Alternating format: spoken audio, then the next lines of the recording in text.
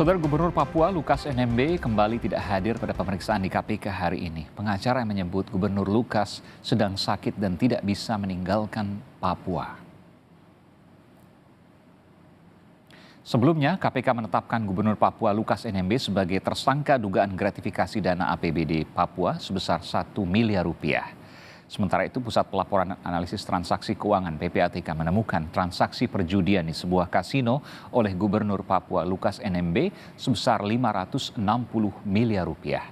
Lalu bagaimana KPK bersikap tegas dalam penyelesaian kasus yang menjerat Lukas NMB? Kita akan bahas usai tayangan berikut ini. Gubernur Papua Lukas NMB kembali tidak memenuhi panggilan KPK. Menurut kuasa hukum Lukas NMB, Stefanus Roy Renning, kliennya saat ini masih dalam kondisi sakit sehingga tidak bisa datang ke Jakarta. Bahkan Lukas NMB sempat meminta izin untuk berobat ke Singapura. Pasti hadir sampai dia sehat.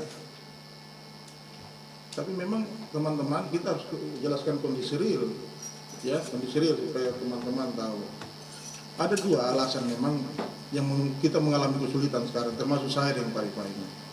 Satu, berhadapan dengan kondisi kesehatan, ya, yang tidak memungkinkan beliau untuk hadir dalam pemanggilan ini.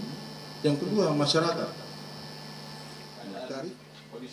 Kuasa hukum Lukas NMB juga menyebut penetapan sebagai tersangka tidak sesuai prosedur karena Lukas NMB tidak pernah diperiksa sebelumnya oleh KPK dalam kasus dugaan gratifikasi dana APBD Papua. Bagaimana bisa orang Lukas NMB yang dituduh menerima gratifikasi 1 miliar, tapi tanpa didahului dengan pemeriksaan. Apalagi gratifikasi ini bukan tangkap tangan, bukti transfer. Kalau dia bukti transfer, harus dikonfirmasi kepada Pak Gubernur. Pak Gubernur, apakah betul Bapak menerima uang ini? Ditanya dulu. Yang menjadi blunder hari ini adalah karena yang mengirim transfer ini adalah yang bernama Tono Laka, tidak memberikan keterangan di depan saya di Jayapura, mengatakan bahwa Pak Roy, saya sudah memberikan keterangan di KPK, penyidik KPK, bahwa itu uangnya Pak Gubernur. Menanggapi alasan kesehatan dan ketidakhadiran Lukas NMB ke Jakarta, KPK menyebut ada prosedur khusus untuk pengobatan saksi dan tersangka KPK. Terlebih terkait kondisi kesehatan tertentu harus mendapat rekomendasi dari tim dokter KPK. Kesehatan merupakan salah satu hak dasar dari manusia. Oleh karena itu, seharusnya permohonan dimaksud juga disertai dengan dokumen resmi kesehatan dari tersangka yang kemudian akan kami lakukan analisis terhadap alasan ketidakhadiran dari tersangka dimaksud. Adapun permohonan untuk berobat ke Singapura, tentu kami juga telah memiliki tim medis khusus terkait dengan pemeriksaan para saksi maupun tersangka yang dipanggil oleh KPK. Oleh karena itu kami pertimbangkan permohonan dimaksud setelah nanti dilakukan pemeriksaan oleh tim medis KPK di Jakarta.